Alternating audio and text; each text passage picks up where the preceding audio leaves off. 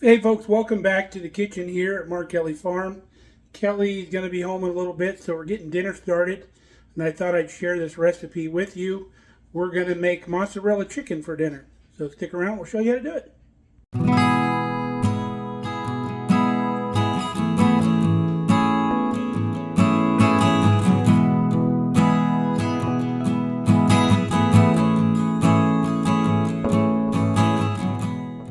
Now the first thing we need to do for this dish is to make our marinara.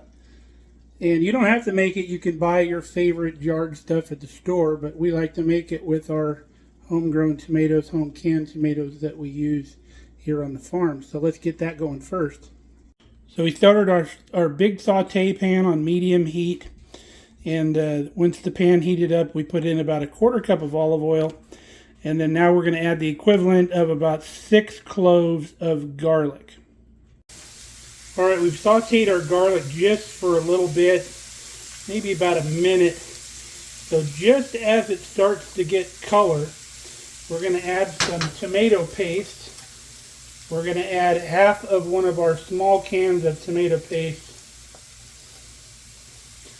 So about that much. It's going to be right at 3 ounces of tomato paste. And then we're going to break that up in the pan. As it heats up, it'll start coming apart.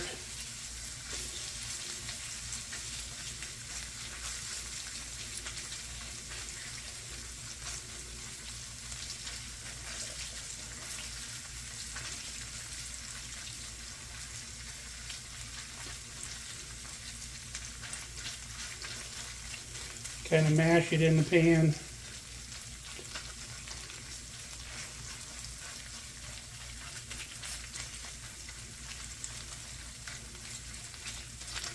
Now that we've got it broke up a little bit, we're going to take our jar of tomatoes.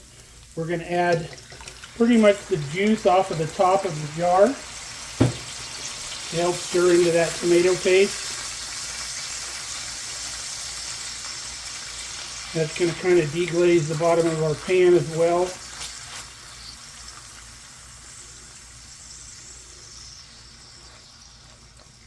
Now once this gets incorporated, we're going to let it simmer for just a minute, and then we're going to add the whole rest of that jar of tomatoes, whole quart of our homegrown tomatoes. You can see how the pan cooled down with that addition of the sauce. We're going to bring it back to a simmer.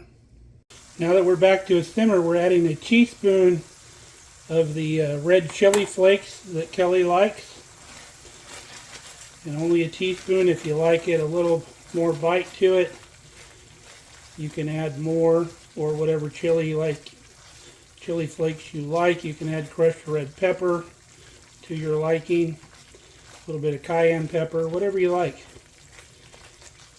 So now that that oil has woken up the chili flakes, we're going to add the rest of our tomatoes all at once.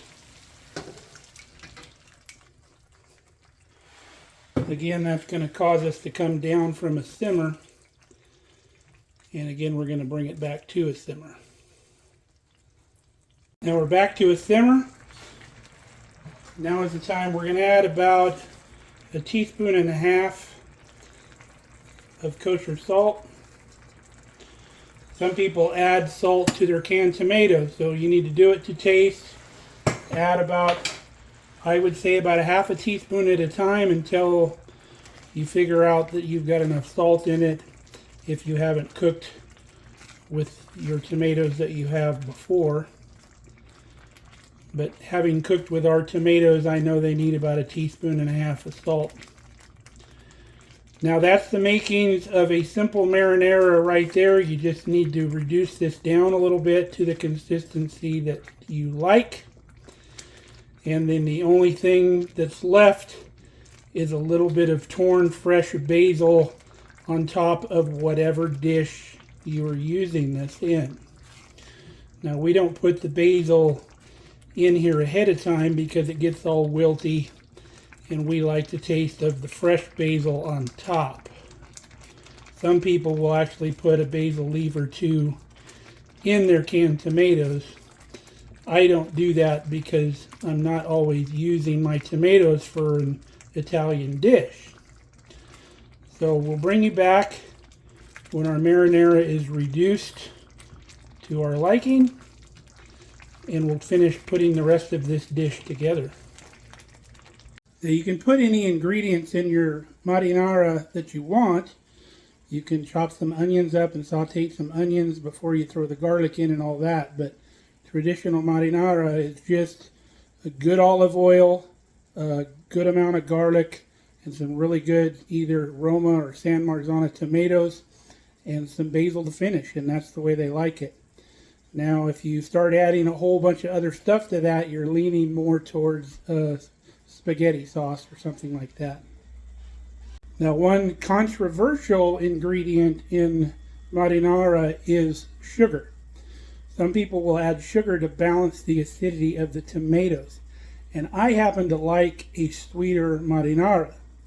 So I add a tablespoon of sugar to all of my tomato recipes that I do because I really enjoy that sweetness. So take whatever baking dish you're going to cook your chicken in. This is the amount of chicken I had left in a bag in the freezer, so we're doing it in this smaller little baking dish. This would be similar to like a 9x9 also, but we have enough marinara for like a 9x13, so if you had more chicken you could do more of this. So on top of this we're going to layer some mushrooms. So we use sliced cremini mushrooms. If you didn't know, those are just baby portobello mushrooms. So now we're going to add our marinara over the top with a little ladle. We're going to let that fall down through there. And we want enough in here just to kind of bring up to about the top level of the mushrooms are fine.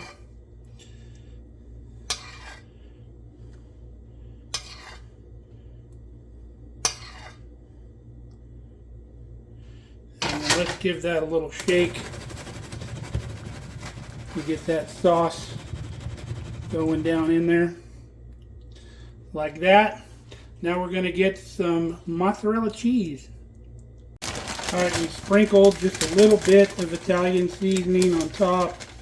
Now we're going to go for the cheese. Now with the cheese, you don't want a crazy layer of thick, crazy gooey mess of cheese. You want just a nice coating for the top that's going to be melty on top of that. About that much. Don't go too crazy with that. We're not making a pizza. To the rest of our marinara, we're just going to dump the rest of our mushrooms in here, wilt them down, and we'll cook up a little pasta or something tomorrow or even tonight so Kelly can take that to lunch tomorrow. Okay, our mozzarella chicken is done. It was nice and bubbly. We took it out of the oven.